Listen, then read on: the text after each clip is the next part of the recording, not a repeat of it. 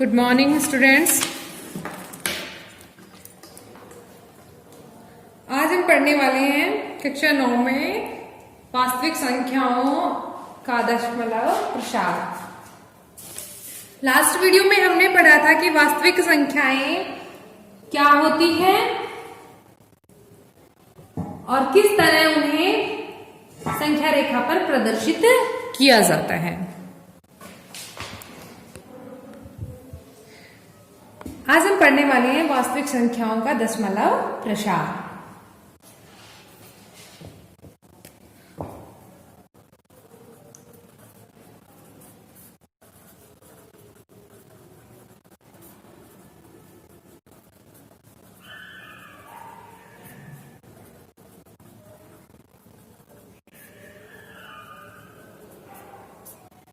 पिछले वीडियो में हमने पढ़ा था कि वास्तविक संख्याओं के अंतर्गत हमने दो प्रकार की संख्याओं को शामिल किया था। कौन कौन सी संख्याएं थी? परिमेय और अपरिमेय संख्या। यानी वास्तविक संख्याओं में हमने दो संख्याओं को शामिल किया था। पहली थी परिमेय संख्याएं और दूसरी अपरिमेय संख्याएं, और दोनों संख्याओं को हमने शामिल एक साथ कर लिया था, तो वो हमें क्या प्राप्त हुआ था? वास्तविक संख्याएं। ठीक है।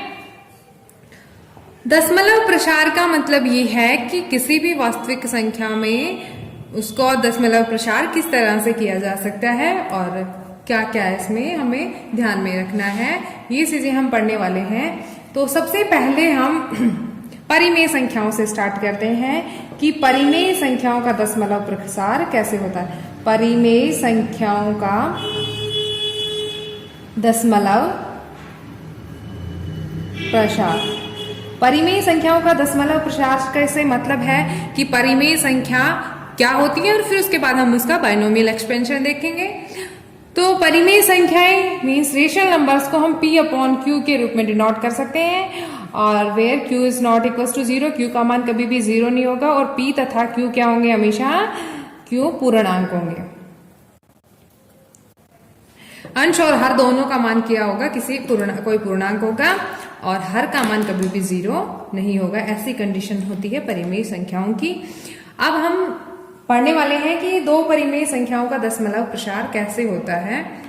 तो पहले तो हमें इनमें विभाजन रूल पढ़ने हैं, ठीक है, और विभाजन के बाद हम देखेंगे कि उनका दो संख्याओं का विभाजन कैसे होता है। जैसे हम तीन संख्याएं ले रहे हैं। नंबर 1, ये एग्जाम्पल्स हैं हमारे। एग्जाम्पल 1 है आपका 10 में किसका भाग दिया जा रहा है? 3 का भाग दिया जा रहा है। एग्जाम्पल 2 है आपका 7 में 8 का भाग दिया जा रहा है, और एग्जाम्पल 3 है आपका 1 में 7 का भाग दिया जा रहा है। तीनों परिमेय संख्याएं हैं। हमेशा अंश किससे विभाजित होता है? हर से विभाजित होता है। परिमेय संख्याओं का रूल फॉलो कर रही है कि अंश और हर दोनों पूर्णांक हैं तीनों एग्जाम्पल्स में, और ये जो हर का मान है वो कभी भी 0 नहीं दे रखा। 10 को 3 से विभाजित करते हैं। 10 में दिया 3 का भाग, 3 दिया 9, बच गया 1। फिर दिया हमने 3 का भाग, सॉरी 1 में जाएगा नहीं तो हम दशमलव लेंगे, और उसके बाद दशमलव लेंगे तो हमारे पास 0 आ जाएगा। 3 दिया 9, और फिर 1 बच गया, वापस 0 आएगा 3, यानी कि ये अनवरत प्रक्रिया चलती रहेगी। 1 बचता जाएगा और हम भाग देते जाएंगे। ठीक है, यानी कि हमारे पास जो शेषफल आ रहा है वो क्या है? बराबर। इस कंडीशन में हमारे पास शेषफल हमेशा 1-1 करके आता जा रहा है। ठीक है, आगे भी 1 ही आएगा। और भाजक क्या है हमारे पास? यानी जिस संख्या से हम भाग दे रहे हैं वो क्या है? 3 है। ठीक है, दूसरा एग्जाम्पल हमारा है 7/8 वाला। यानी 7 को किससे विभाजित करना है? 8 से विभाजित करना है। 7 8 से छोटी संख्या है, तो विभाजित होने के लिए हमें दशमलव लेना पड़ेगा। यहाँ दशमलव लिया तो यहाँ पे कितना आ गया? 0 आ गया। और 7 से विभाजित करेंगे तो 8 से 8 8 64, बच गया कितना? 6 बच गया। और अब हमने किया 8 7 56, बच गया कितना? 4। फिर 0 आ जाएगा, और 8 5 40, और ये हमारा 40 में से 40 घटाया तो हमारा शेषफल आ गया 0। यानी कि इस कंडीशन में हमारे पास शेषफल आया है 0, और हमारे पास जो इसके भाजक है वो भाजक कितना है हमारा 8 है।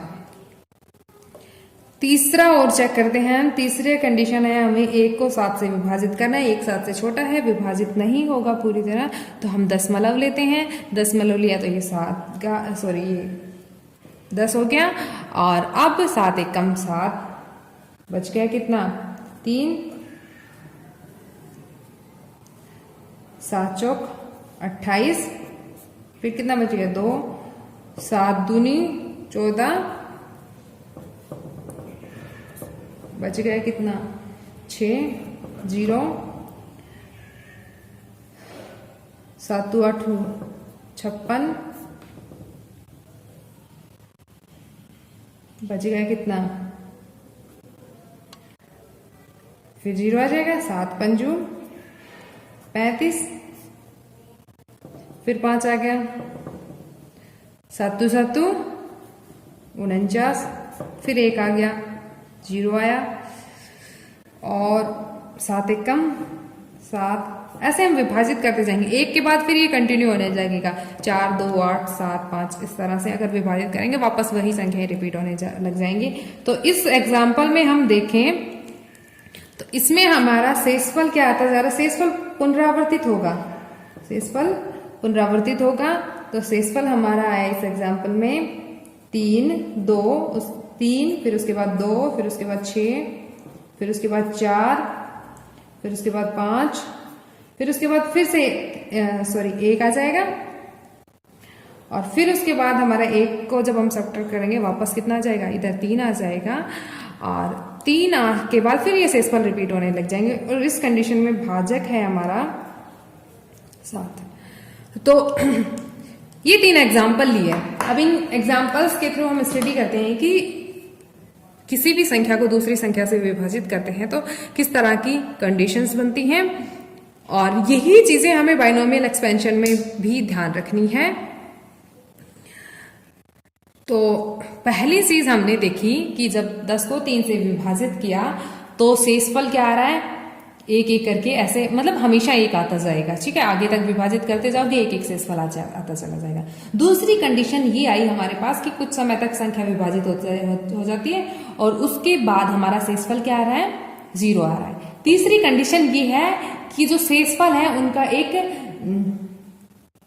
मतलब एक टर्म, पूरी टर्म उसमें पुनरावर्तित होती है, एक खंड पुनरावर्तित होती है। यहाँ तो एक संख्या एक संख्या एक ही रिपीट हो रहा है, ठीक है। और यहाँ पे 3 2 6 4 5 1, फिर उसके बाद 3 2 6 4 5 1, फिर 3 2 6 4 5 1, ऐसे शेषफल पुनरावर्तित होते जाएंगे।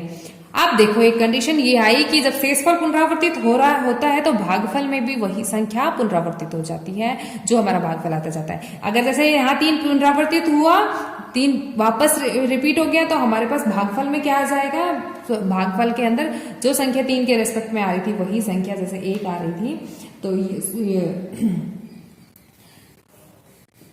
ये पुनरावर्तित होता चला जाएगा। तो हमें चेक करना है कि अब मतलब इसको हम कैसे इंप्लीमेंट किया जाए। तो पहले तो हम इसका कंक्लूजन लिखते हैं कि कंक्लूजन क्या आता है। कंक्लूजन ये है कि जब किसी भी वास्तविक संख्या को या फिर किसी परिमेय संख्या को यस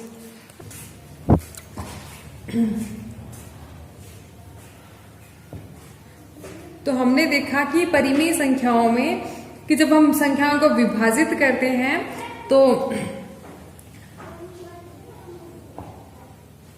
कुछ समय बाद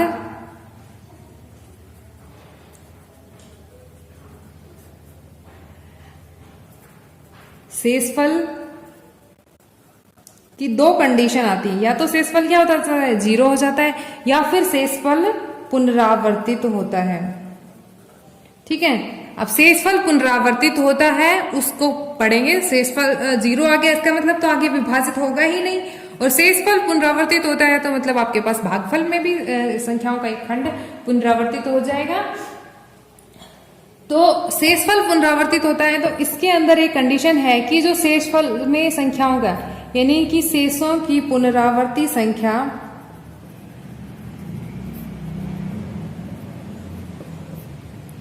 किससे कम रहेगी? भाजक किससे,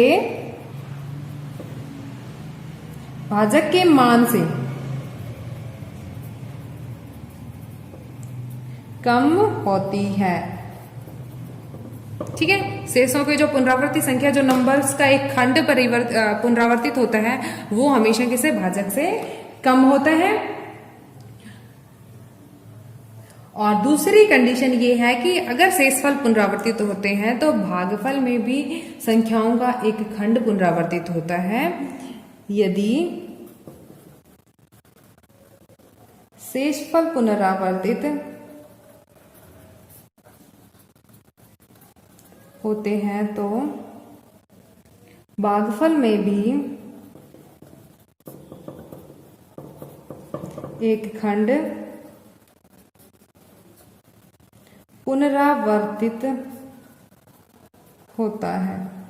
ठीक है, ये आई हमारी कंडीशन कि यदि शेषफल पुनरावर्तित होंगे तो भागफल में भी एक खंड पुनरावर्तित होगा। ये हमने पिछले रिजल्ट्स के आधार पर लिख दिया। ठीक है, दूसरी चीज क्या है, ये हमने पहले ही पढ़ लिया कि शेषफल या तो 0 होगा या फिर पुनरावर्तित होगा। अच्छा, हम पढ़ते हैं कि शेषफल 0 हो जाए तो उसको हम किस तरह से जस्टिफाई करेंगे। तो पहली कंडीशन हमारी ये है कि यदि शेषफल 0 हो, उसका बाइनोमियल एक्सपेंशन को हम क्या बोलेंगे? जैसे आपको दे दिया एग्जाम्पल, हमने लिया था 7 को जब 8 से विभाजित किया था तो हमारे पास शेषफल क्या गया था? 0। 7 विभाजित नहीं होगा, दशमलव लिया और 8 7 56, बच गए 4, 40 हो गया, 8 5 40 और ये हमारा शेषफल आ गया 0 आ गया। ठीक है, तो एक कंडीशन ऐसी हुई कि मतलब विभाजित होना बंद हो गया और इस दशमलव प्रसार को हम बोलते हैं शांत दशमलव प्रसार। ठीक है, टर्मिनेटिंग बाइनोमियल एक्सपेंशन। ठीक है, जैसे सेकंड एग्जांपल लें कि 1 को 2 से डिवाइड करना है, 1 इज डिवाइडेड बाय 2, डिवाइड नहीं होगा तो पॉइंट लिया, 10 हो गया, 2 पंजू 10, ये शेषफल आ गया 0 और शेषफल 0 आ गया। तो इसका मतलब ये प्रसार कैसा है? शांत दशमलव प्रसार, यानी terminating binomial expansion. Second thing is that कि अगर आपके पास शेषफल 0 ना हो, ठीक है, शेषफल कभी भी 0 ना हो, इसका मतलब क्या होगा कि शेषफल पुनरावर्तित होगा।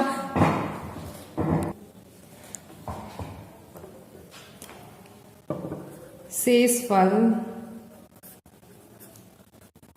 पुनरावर्तित हो, शेषफल पुनरावर्तित हो इसका मतलब ये है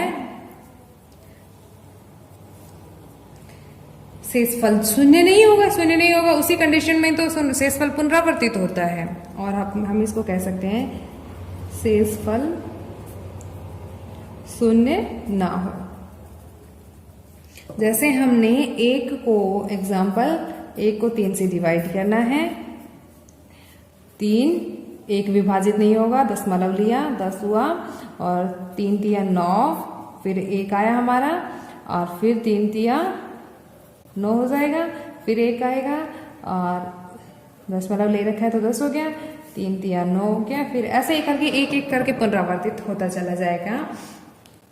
तो इस कंडीशन को हम क्या कहेंगे कि ये कभी रुकने का नाम ही नहीं ले रहा है। ये दशमलव प्रसार में शेषफल पुनरावर्तित हो रहा है और शेषफल पुनरावर्तित हो रहा है तो भागफल में भी संख्या क्या हो रही है? पुनरावर्तित हो रही है।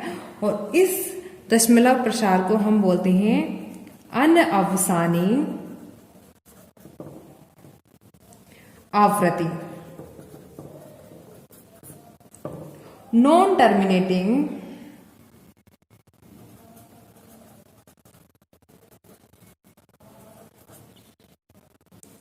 Recurring, non terminating recurring. इस कंडीशन में शेषफल भी पुनरावर्तित होगा और भागफल में भी संख्या पुनरावर्तित होगी। तो दशमलव प्रसार दो टाइप से होता है, एक तो शांत दशमलव प्रसार और अशांत दशमलव प्रसार। शांत दशमलव प्रसार को हमने नाम दिया टर्मिनेटिंग बाइनोमियल एक्सपेंशन, एंड अशांत दशमलव प्रसार को हमने नाम दे दिया अनवसानी आवृत्ति या नॉन टर्मिनेटिंग रिकरिंग। ठीक है।